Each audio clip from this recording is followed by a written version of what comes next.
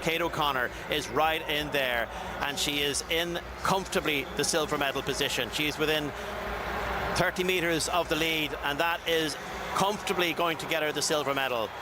Anna Hall moves away. The gold medal is about 100 metres away from her, and the silver medal is around 100 metres away from Kate O'Connor right now. It hurts, but she's giving it everything. The knee hurts, I'm sure, and there's a slight element, maybe even of a slight limp, maybe not, but certainly Kate O'Connor is doing all she needs to do here. Kate O'Connor is the World Championship silver medalist. What a thing to be able to say. Oh, injury or not, she ran a really, really strong race. Not far off her best. And considering the effort that she's put in over the 7 events, including a best in the javelin off a bockety knee, and there she is in the 800 metres, just doing all she has to keep track of Katarina Johnson-Thompson. The gap had to be 11 seconds. It is only a matter of a few seconds. And Kate O'Connor is the silver medalist. On the right-hand side of your screen, that's the provisional total. It will be an Irish record-shattering number in the 6,600 territory for Kate O'Connor, moving up from where she was in the 6,400s. Kate O'Connor is going to be given her time any moment now, and it's a personal best. Well, would you believe it? What was all this worry about? 5 personal bests out of 7 events. Oh my goodness, what an athlete, what a competitor, a woman with incredible resolve and nerve, and clearly she stayed calm in that injury crisis to throw a personal best in the javelin with the injury and run a personal best in the 800 metres with the injury, and Kate O'Connor becomes the 3rd Irish woman, the 3rd Irish athlete to win a silver medal in the World Championships. What a moment. Welcome back to the RTÉ Athletics Podcast. I am joined by a host of ex-athletes. We've got Derval and Rob Heffernan in studio, and we've got the 2 Davids who look like a couple over there in Tokyo. What? Yeah, look at them. I just want to get the reaction from Tokyo. How does it feel listening back to that commentary, David Matthews? I'm sure it's given you chills. It's been a fantastic evening over there. Yeah, at times it's hard to keep your emotions in check, and I'm just amazed what would Kate have done if she didn't have a bockety knee. Is that the technical term then? Yeah, we came up with I think I used the term in relays, made a hames of it as well. So we're adding to the athletic vocabulary. But yeah, she really set the tone. She set out her stall yesterday very early, and there was a lot of intent there. And we were just hoping that trajectory was going to keep going and going. And she's really now a world star. Like that's there's no 2 ways about it. She's arrived at the world stage and richly deserved. Yeah. And the other David, sorry, I was just going to ask, what was the feeling like in the stadium? How many Irish fans were there? We didn't see, like, the cameras weren't throwing to them that often, so I want you to give us a feel of what was it like for the Irish in the stadium in Tokyo?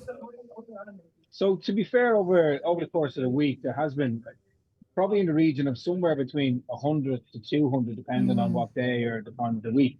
But what we've noticed over the last couple of days is definitely they've got more in numbers. Obviously, they're looking at the timetable and going, where's Ireland's chances? I do know of one lad, Mark Donham, who I will mention because he changed his flights yesterday. He was due to fly home, changed his flights, and he's like, you know what? I'm sticking around for Saturday night because we've got 2 people going for medals, So I think massive roar when both Kate was called for the 800 metres and likewise with Keane as well. And big pockets. Obviously, people know of Seamus Carey, who's built up the Irish Athletic Supporters Club. They're out here in numbers.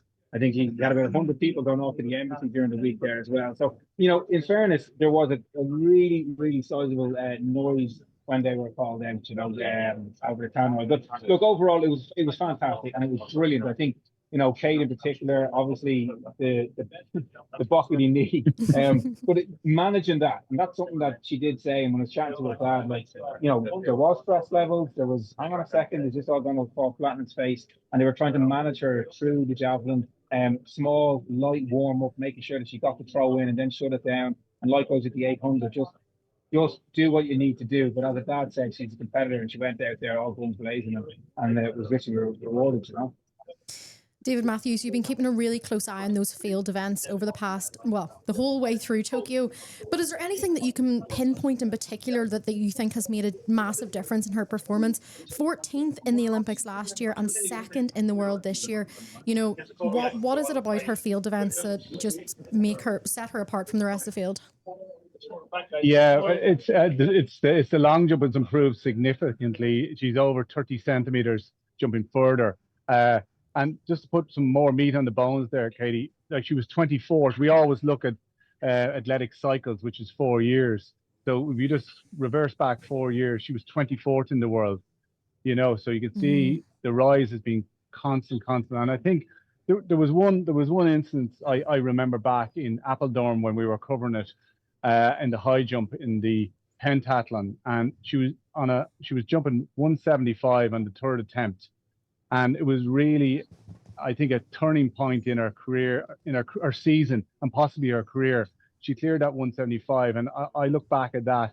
It was the part that maybe she drove on to, you know, to get this haul of medals, and you know she's going to be around for a long time. I think also as well, just chatting to her dad. Her dad's full of insights. It's fantastic, and what he was saying is like that team of coaches that they have, and there's no egos. They're all very invested in her. And he mentioned, like, you know, Dave Sweeney, national throws coach, that they linked in with Steve Backley quite a lot on the javelin. And I think tonight you kind of saw the fruits of that labour, because I think that was a PB. You know, our last PB in the javelin was 6 years ago.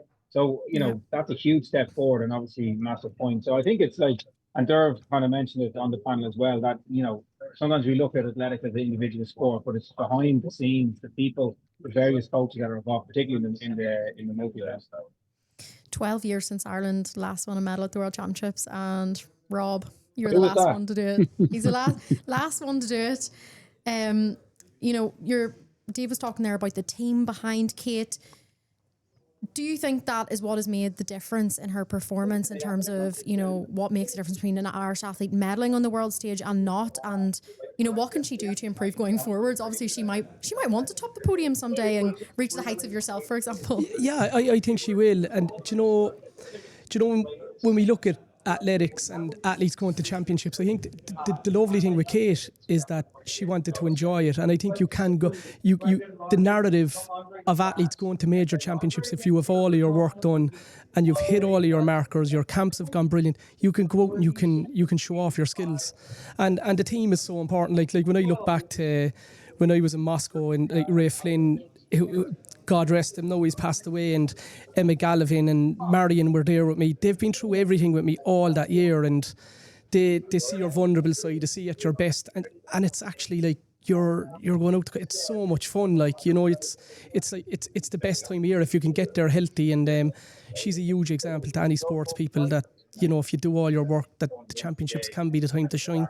Do you remember she said indoors, she said that the mindset during those European indoors, she surprised herself. It's almost like a different person comes out during competition day, and you've always said in the hurdles you always have to be aggressive. And I think that Kate, maybe she surprised herself again with how strong she is. She's so strong mentally, isn't she? Yeah, she's unreal mentally, and I think it's controlled aggression. I think particularly with those technical events, like that javelin, like she was incredibly aggressive in that javelin, but it was totally controlled from a technical perspective. It's fascinating. Like and we kept saying it on the panel, like she's such a joy to watch. And I think because things are so brilliant with her team, her structure, her setup, like clearly they are all pulling in the same direction. They know what's best for her. She really trusts them, which is massive.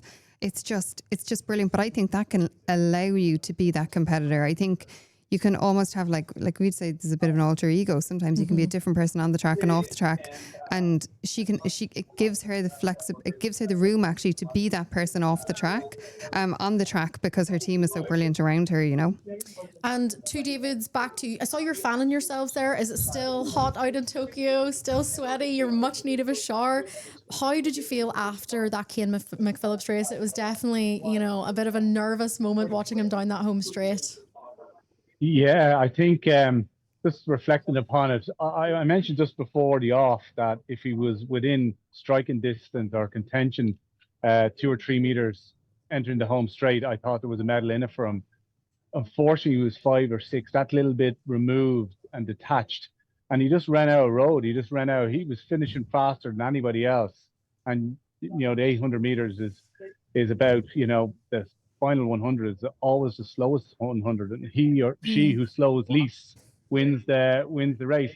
But I think he'll feel like he's moved into 142.1. He's like all the TV guys and commentators around us were asking, who is this guy? Where did he come from? And you'd have to give them the shortened story that this guy is just bundles of talent, being managed and coached incredibly well, and you're seeing the fruits of that now. But Keane McPhillips will be around for a very, very long time. And David Gillick, he seemed quite disappointed in his interview. What sort of sense did you get? Do you think he will reflect on this and look back and be proud of what he's achieved? Was that just kind of the immediate reaction, was disappointment there? Yeah, I think so. I think, look, he's a competitor, he's a racer, and he was in the race to obviously get on the podium. And when you cross the line and you look up and you're fourth, your initial feeling is going to be, damn, I'm fourth in the world.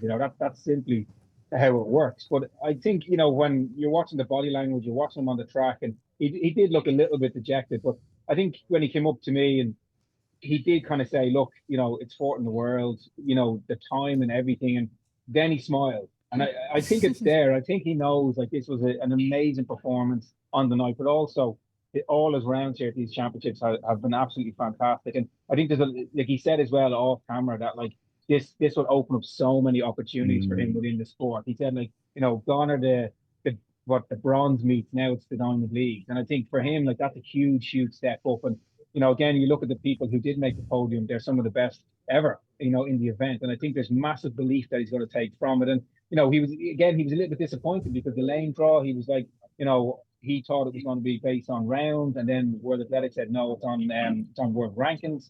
So again, he'll probably stew on those little things, and like kind of Dave mentioned, like maybe go a little bit earlier. Maybe he would have got there, but like these are the little things that he will think about. But I think overall, when he reflects on it, it's been an amazing week for Keane, and it's the start of something special, I think. And next August we have the European Championships, Katie, in Birmingham. And he was the top European in that field tonight. So, all of a sudden his ambition radar changes overnight. So we're now seeing the guy who's going to bed tonight being the top European. Yes, he was fourth in the world, but he'll have one eye on maybe the World Indoors next spring in Turan, and then following on from that, the European Championships in Birmingham. Yeah, he actually said that. That's one thing he did say. He said about like I was the top European. So again, he's looking at that, and I think in time wise, he was probably. I think if someone said it was like the 16th fastest time ever. It's huge. Goodness. Derval, whatever Dave was saying there about the lane draw, you made a face. And I think that, like, if that happened in hurdles, there'd be absolute uproar. I did think it was very odd that he got lane 2. Was there any other kind of ruckus about that in Tokyo, or is that just accepted that it's on world ranking? I almost feel like you should be allowed to, go on your semi-final performance. No, it wasn't. When I looked at the start list, I did kind of think, why is he lane 2? And he did say that when the start list came out, they did question it. So team management did question it, and the response they got was it was based on world ranking, which I find a bit ridiculous because it's championship running. So in my time, it was all done by your previous round. So if you win a semi-final, well then you get the choice of it when you get the draw for the better lane. So I'm quite surprised. I'll have to go through the fine print. The problem with lane 2, as you know, you've only got 2 options in lane 2. You either go out to the front or you go out the back, and that's what lane 2. The hand you're dealt with there. So he took going out the back door, and that's fine. And he ultimately ran probably even splits along the way. But when you're against the very, very, very best, like Wanyoni and Sajati, like they're comfortable 141 men. And you cannot give them a 5, 6, 7, 8 meter head start with 200 meters to go. And that's ultimately what cost Keane possibly a medal. I mean, definitely something to be looked at. I think that we shouldn't be giving, just because people are ranked better, if you've come through those semi-finals, it should be a clean slate. But sure, it's the same what we see in Europeans as well, where they get buys to semi-finals and things like that. It definitely seems like sometimes in athletics we do give a preference to the athletes that have better world rankings.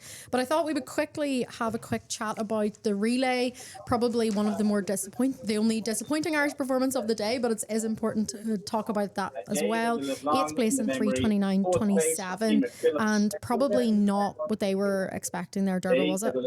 I was going, who's going to talk about this between me and Rob, because we were fighting about it earlier. Who wants to talk about it? Yeah, do you want to? Yeah, like I think like I'd have strong enough feelings about it, because I've seen it in race walking in the past. When I won in Moscow the next year, there was massive money thrown at the walkers, and we're gone off to China with guys who don't deserve that level of support. And there needs to be a bigger thinking around it. Whereas my point in studio today was like, last year the guys did brilliant, absolutely brilliant, lifted the country, and then you throw money at it. Whereas I feel if there is a relay program and you map out the year and you commit yourself to the relay, and obviously if like you get to a level of Dave Gillick when he's at his best, maybe he's moved beyond it, and you can pick when and where you want to run. But if you have a plan for the whole year and you invest the money in the program, the athletes will want to be there, and inadvertently they're going to be in really good shape. And that's the way it's done in Poland. They're away in camps, all of their races are managed, and you're in the system. Whereas last year guys do well and they're not even running this year, so there's a massive breakdown somewhere, and it's frustrating to see. Things can't just be a band-aid. Like when you look at the Dutch system, they have a conveyor belt of athletes coming through every year, and why can't we do that, you know? Yeah, so I don't know if you had a little chance to look at the splits. Obviously I know we have to take those with a pinch of salt, of course. I don't know if the two Davids have seen those yet either, but 51-57 for Sophie Becker, 53-32 for Cleena Manning, 54-04 for Rachel McCann, and Charlene Modsey 50-34. So you can definitely see that. I don't want to pick on individual athletes, but there maybe is a little bit of a discrepancy and a bit of a slip off, and we just don't quite have the depth there yet. But I wouldn't go at the athletes, Kate. No. It's like, you know, who's managing the whole program, and have the athletes being put into a world championships in peak performance, because that team at their best was still capable of qualifying for the final. Two Davids, he sounds like a comedy duo over there. What do you think the women's relay need to do to get back into those global and European finals? Yeah, look, you know, I think we've been blessed over the last couple of years with the relay team, obviously the mix and the women's as well, and probably more so in the women's that there was a bit more depth to it. We probably haven't seen that this season. Obviously, with a few injuries, people aren't here. I think as well with the Olympic cycle, you know, maybe one or two are looking at different options going forward. But like you also have to bring in new people. You have to kind of throw them in and see what will happen. There's a lot of experience to be gained. Yeah, tonight, okay, was tough. It was always going to be tough, I think. But they got it, and I kind of, Rob made a good point as well. Like there is probably looking at the program and how that can operate and how we can kind of maybe get them to work together on an ongoing basis, and maybe give them opportunities at different meets, bring them to various kind of like, you know, sometimes diamond leagues, they run a 4x4s and stuff like that. Make sure that when they do that, we're in there. But I do think like the exposure they have had over the last couple of years, there is a bit of talent coming through. We just need to make sure that we harness that and give it a nurture and just give it the opportunity. And hopefully, like in time, you know, Rashida will recover, she'll be back, and that will make a big impact for the team as well. I think unfortunately for the group, this was at a world level, and at a world level, you're going to be a little bit more exposed than if, you know, this happened at the European Championships, where the standard is not quite as deep or as sharp. So when you're missing your star player, it's really exposed at a world level. Maybe not so much at a European level, but again, the pipeline has to be healthy, you know, and coming through. But it's just, it was absolutely no surprise to me, and I know we played it down. Sorry, Rob and Derval. But Dave, I just got a big bucket of water and poured cold water on it. I feel if you look at the bar, you have to have the bar. You have to presume that when there is such investment, that they're going to come to World Championships in their best form. And if they were, technically they should be in the mix. You know, it was only 324, 325. But also their high performance manager said the target was to make the final. Yeah. So why would we not say that's the target? We don't manage the team. Yeah, but when you looked at the stats, 100. But that's it was never going to make a final, unfortunately. But that was what was confusing. Like, where were the athletes who were running last year? Why aren't they there this year? Where was the break in the programme that you didn't have the likes of Lauren Cadden, Kelly McCrory? Where's Chris O'Donnell? Where are the? I know he didn't run in the women's team, but where are these athletes this year? Why aren't we layering up? Maybe it's a plan for the future, I don't know. But why aren't we layering up on their talent from last year and they coming back and being stronger this year? And I think this is a problem as well. And even with the athletes who have success, how they manage that success and how they can stay clear of the noise and come up another level next year, because there's no guarantees that you're going to be better every year. You know, why are people getting injured? Why do people drop off? And I'm not saying that about the relay team. I would say that about any event. I mean, they weren't the only ones. You're right. Like, these questions obviously have to be asked, and I think, you know, you have to review things as well off the back of the championships. I just kind of I just don't think the sum of the parts is there this time around. Yeah, I don't think so. The question, as you said, Some of the parts. You know, I think, you know, and it's no disrespect to the athletes, because they're obviously going out there to give their best, but I just don't think the numbers were going to stack up today. And maybe the target of making a world final was maybe one of those stretch goals, you know. It was on paper going to be a massive task and a massive ask. But, you know, you do have to look and kind of go, okay, last year was like massively successful in Paris, but was that a once-off? But Dave, you look back to our team in Osaka, you know, there was me, you, Olive Loughnane, Derval O'Rourke, Paul Hession, Eileen O'Keefe, Big Farah. Why didn't that team come through the next year and the year after? There's no guarantees. These things drop off. And what annoys me is that, Dave, I've seen as far back as Sydney, when we went to the Olympics in Sydney. Remember all of the talent there? How much of that team came through and achieved their potential? Less than 10%, I'd say.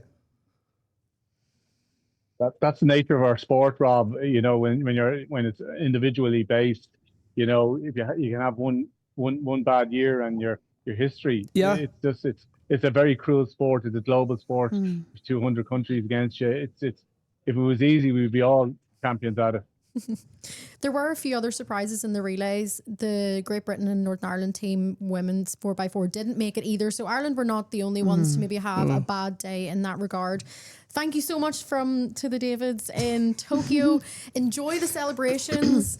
Make sure you behave yourselves tonight, but I'm sure a well-deserved break coming for you next. and Matthews. Oh, look at that. I always wanted a David Gillick hug.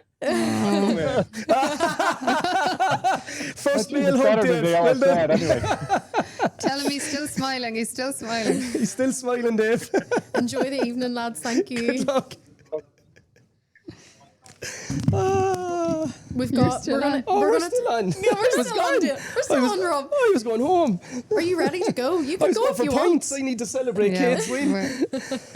We're just going to talk through a few other pieces. I wanted to ask you, so we'll move on from the Irish. It was fantastic. What a great day. Anything else you want to add on Kate O'Connor? Like, we may as well kind of think about it a bit longer. She's unreal, like what she's going to do. And I know we go on about women in sport and all of that, but I don't think we have a divide in athletics between men and women. No. There never has been, you know. And we're so lucky for that as well. Like, there hasn't. So I always think the respect is equal. But in this day and age, when everything is instant and when people are famous for not being talented at anything, I think it's unreal. She looks the part. She speaks well. She's calm. She's not distracted by the lights. She's actually the superhero we need for little girls. And I'm selfish as a dad. She's like I have loads around, like Derv hanging around in my house, or my wife Marion. And now this is another one. Like, it's so important. I think it's so important to have them people, because it normalizes brilliance. She does love a good TikTok dance as well. That seems to rein the kids in a bit. They get they sometimes get a bit more excited about that maybe than the actual athletics, but that's okay. And I wanted to ask you, what was your favourite non-Irish? I'm assuming Kate was all our favourite Irish performance. Yeah. She was the gift that just kept giving over the 2 days. It was absolutely unbelievable. And I love multi-events. Like, I've always loved multi-events. So did you ever do a multi-events growing up? No, when I was younger, I just don't think there was as many people who, and we talk about this a lot, who could coach technical events actually. So it was just a bit more limited. But hopefully that will begin to change as well, because it's really, really hard to coach all those different events. But no, Kate is like my hero. I think she's unbelievable. And I love that, like, my kids are watching the Athletics Day and they get to see her doing all those events and just being so cool and so brilliant. My international, will I give you my international highlight? It's probably kind of obvious. I'm going to go Sydney McLaughlin. I thought that was absolute insanity. 47.78. Is that correct off the top of my head? I had the stats in my head yesterday, but you know what it's like? We'll move on to the next day. It just goes, Doing the media coverage for a championship is like sitting your leaving cert. By Monday morning, I'm not going to know. Outside of Kate O'Connor and Keane McPhillips, I'm not going to remember anybody who did anything. I thought Sydney was outrageous, but actually not just Sydney. I thought the fact that Paulino, who you love, who you're always talking about she's how brilliant. she's absolutely incredible. She was out in lane 9 and she made her work for it. And the fact that she kept calm, her composure, her speed, her strength to bring it home. Saw a great quote with her afterwards. She said Bobby Kersey, her coach, told her it wasn't her title to defend, it was her belt to go and get, because she wasn't the 400 champion. The discomfort in going into an event like that, and Paulino made it so hard for her. I thought it was box office. I think possibly one of the greatest runs in history, actually. Yeah, it was brilliant. Because Paulino, when you're looking at her, she's an example of such a strong runner that we want Rashida to get to that point. But Sydney McLaughlin is a different. She's a different entity altogether. But Paulino didn't give it to her easy, and it was great. I maybe think people were happy to see Nazaire finish behind the two of them, because it was such a brilliant race. I mean, I thought Paulino had gone out too hard. I was like, she's going to hit the deck here, you know. But she kept going and she held off. And I thought Sydney McLaughlin was going to win it easy peasy. Yeah, I know. And that's not what happened. But the pressure, imagine the pressure. Like, we've all tried fours and relays, and it's so like that. I always equate the 400, like 300 to 400 is like 42k and a 50k. It just gets more and more miserable. Imagine the well of pain she was in with 40 metres to go. And Paulino's just behind her. Yeah. Do you know? And also, I think as well, when she ran that semi, everyone was like, it's done. Hang the medal around her neck. That was us. That was us. No, I was listening to a lot of podcasts. People are like, Sid the Kid, Sydney McGotlin, which I was also saying. I actually really liked that one. Sydney McGotlin. Very good. Yeah, God, just drop that in. So for people to be like, it's done before the final, and then for Paulino out in lane 9 to be like, you want it, come and get it. Like, it was so good. Paulino made a bit of a dig at her in those interviews. Did you see that? Because Sydney, that's interesting. Sydney McLaughlin doesn't race very often. Don't know if it's just part of their strategy or training. Otherwise, Paulino, she races on the circuit. She would race a lot, so she did make a little bit of a dig. When I heard that, I was like, Paulino, shut your mouth. You know Did what I mean? It make you like her a bit less? Yeah, I was like going. No, do you know what I think? No other race matters. It's all about world championships. If this is her process, why are you commenting on somebody else's process? And I just think they're so competitive though. Like, they're so competitive that bit of bite, like, it's very hard to take a loss when you run under 48 seconds and you don't have the world title. You're kind of going, what can I give out about now? Let me find something. I'm going to give out that she hasn't run enough, even though apparently she raced 7 times this year before the champs, which is the most she's ever done. And we do have a little interview insert from Rob's favourite athlete of the championships. So I think we'll play it. Fickle. We'll play it now. How you doing? You all right? No, that was incredible. That was brilliant. Oh, thank you. I appreciate that. More to come though. Was it you just wanted to prove? Was it the atmosphere? You got serious roar when you got into those blocks? No, it was, I was planning on dominating the first 100, and it just so happened that I was like, well, I can't let anybody come after me after that. So it turned into a 19.5. Did you think about switching it off, or did you kind of knew you were feeling good and go through it? I switched it off with 20 meters left in the race. Other than that, no. So there's more to come? There's more to come, for sure. Well done. Thank you. Lyles after a semi-final, and he said there was more to come, Rob, and he may have won, but there wasn't more to come. He actually ran slower in his final. He did, but you know what? To be fair to him, I heard there was an interview during the week where he was asked about goat, and it took away the showman and all of that kind of smoke and mirrors that he throws out there. And his analytical brain, when he started chatting about goat, he's really smart underneath it all, how he's developed and how he got to the championships, and the boys rallied up. He has his own process of getting up for it, which I think would annoy us anyway, because it's not our Irish nature.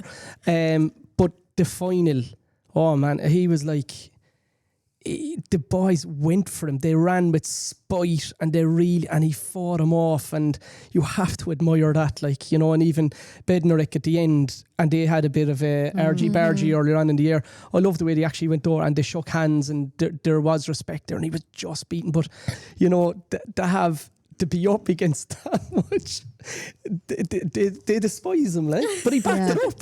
He backed it up, and you have to admire that as well. Do you think he's the most hated character in athletics at the moment?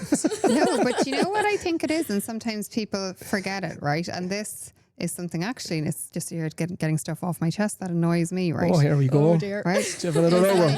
Do you know? Part 1. Do you know Do you know when people talk about how nice certain athletes are, right? And they're like, you bump into them in a show. No, they seem very nice now. And That's you're a like, very Irish thing, though. we're not talking about kittens. Like, you're not like, these aren't kittens playing with a bit of wool. Like these athletes are so competitive. They're so ambitious. It's vicious at that top level. It level. doesn't translate into normal living, does it? It's not normal life. Like, it's not normal. And like, back to that with like alter egos. Like, I know when I race, I was vicious in a race. I don't think I was vicious when I was in the supermarket wandering around. Derval was pushing the trolley, racing shoving the into old people. ladies. But like, so the thing, I suppose my point on that is like, the lads, like nobody, there's one gold medal, everybody wants it. So how happy are you really going to be that Noah Lyles has it? And he's very in your face about it. Like, as soon as he's across the line, he's like, that's 4. You're like, Bednarek is like, come here, I just want 1. Could you put the 4 fingers down? So like, I think expect them to get a bit, people get bitey, and it's funny because of social media and everything now. And the brands, and people are very aware of their brands, and this is a whole thing that didn't exist when we were competing. Like, we weren't trying to mind our brands. I have a terrible resting bitch face. Like, it's just my face though.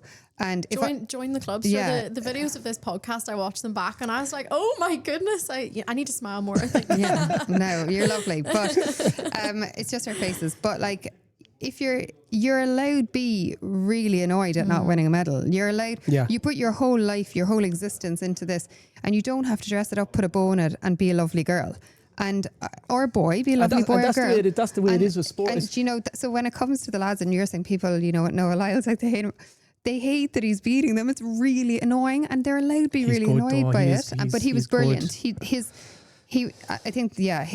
It's like he was a bit more humbled at this championship, but also grew up a little bit. Yeah, so. But you know, when you look at athletics as a whole, and when you take away all of that, and I'd be looking at Kate O'Connor now, and looking at people who've done great before, he's come back every year. And it's like, when we look at the relay, do you have the intelligence to take stock of all of the good things you've done? Yeah. What ingredients can I add? Do I want to work this hard again? Do I want to have the success and having all that? And he's doing it, like, you know, and I genuinely think he had COVID at the Olympics last year. Oh no, he did. Yeah. And 4 in a row, and to be that motivated and to be working that hard, there's loads and loads of positives to be taken out of that. And to mind the other stuff, like, he could be annoying.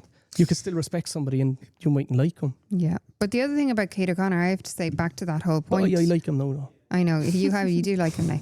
Is like, I think her interviews and her approach, like, they're so analytical.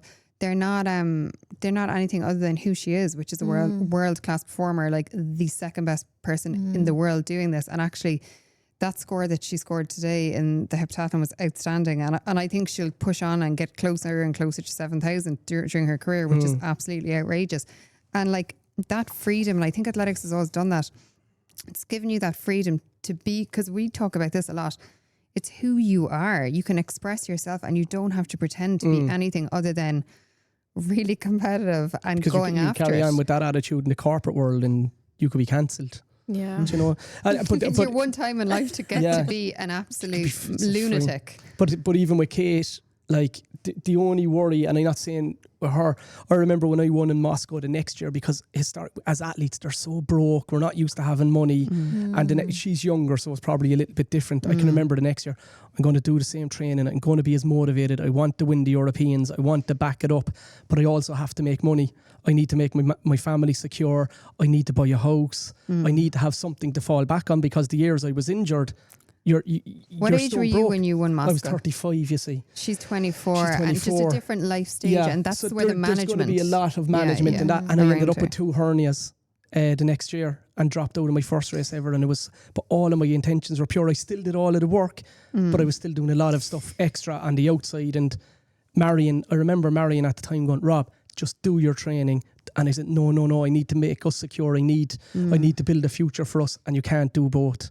I think even thinking back, you know, we were talking about the women's relay finishing 4th last year, and even yourself there, it's very difficult to come back year on year, and that's where we see the likes of Noah Lyles, Sidney McLaughlin, Paulino, they're brilliant. All those big stars. That is what I think in Irish athletics we need to try and unlock. Probably this will be our last sort of talking point. Where does this leave Irish athletics? Ireland's innings at these World Championships are over. Where does this leave us? I think Irish athletics if you take the performances and the athletes, we're sitting pretty. But I think that that's the question. It depends on whether you're talking about the performances. Yes, we're sitting pretty. I always think on the structures and the systems, there's more that can be done. And when we're talking about that really thing, it's never ever to be critical about the girls or personal about the girls, because they're fantastic. It's about the system and the structure. What can be made better for them to thrive more and to be supported more, so that when they finish their career, they know they've gotten the absolute most out of themselves. Like that's, and sometimes you almost think with athletes, and I would say this about myself back when I was competing, you almost need an adult in the room. Even though you're an adult, you are and you aren't, because you're in such a bubble that you need other adults in the room who are really good at putting systems and support and structure in place to mind you, to let you thrive. So I think there's probably a bit of work still to be done around that area, like system structures to let them thrive and be their best, whether it's the relay, whether it's something else. That would be my short and sweet answer. Wasn't that short? For me, like, it was really short. I think, again, like sometimes when people have a lot of success, it can be going, I told you so. It ticks a box. And it can't be like that. I think the conversations as a whole need to be, this positive. Is brilliant. What have we done well? How can we secure this level of success? Because us as athletics people, we absolutely love it. And not to have people fighting, that like people can throw something constructively, it could be constructive criticism, and people don't have to get their back up. Like even the Sonia thing with Rashida the other week, I'm reading it on the outside going, if you know the way Sonia speaks and thinks, she never goes out of her way to cut people down. Her brain works very differently. And you have to look at somebody like Sonia who's self-actualised in the sport, and where is she coming from with this angle? And there's a lot of clickbait now. Whereas I think collectively together we have to go, okay, how can we bring this forward again? And how can we be great as an athletics nation? But we're in a really, really healthy space now, but we can never, ever, ever rest on our laurels. And the people who do rest on their laurels, they need to be thrown out. Okay. Well, I think it's definitely testament. We haven't rested on our laurels. Really good performances last year in 2024, and it's been continued in 2025. We're definitely doing something right. I think we'll leave it there. That's it for the podcast for these World Athletics Championships. But there is still 2 more athletic sessions to go in Tokyo, and you can watch it all on RTÉ2 tomorrow from 11:15. And until next time, goodbye.